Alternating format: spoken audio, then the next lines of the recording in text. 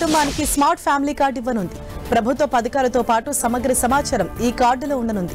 వచ్చే జూన్కు క్యూఆర్ కోడ్తో కార్డు అందిస్తారు. రేషన్, వ్యాక్సినేషన్, ఆధార్, కుల ధృవీకరణ ఇలా అన్ని ఈ కార్డు నుంచి ట్రాకింగ్ జరగనుంది. సులభంగా పౌర సేవలు అందివ్వాలనే ఉద్దేశంతో ప్రభుత్వం ఈ నిర్ణయం తీసుకుంది. సీఎం చంద్రబాబు ఫ్యామిలీ స్మార్ట్ కార్డుపై సమీక్ష నిర్వహించారు.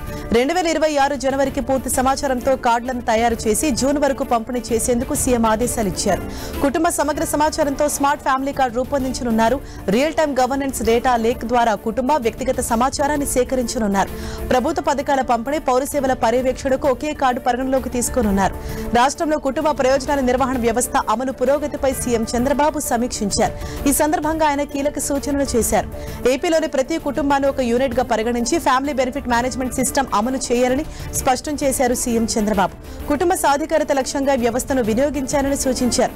ప్రభుత్వం అందిస్తున్న అన్ని సంక్షేమ పథకాలు, పౌర సేవలు, ప్రభుత్వ శాఖల వద్ద ఉన్న డేటాను సమగ్రంగా సమీకరించి పర్యవేక్షించాలని, దీనికి స్మార్ట్ ఫ్యామిలీ కార్డు జారీ చేయాలని సూచించారు సీఎం.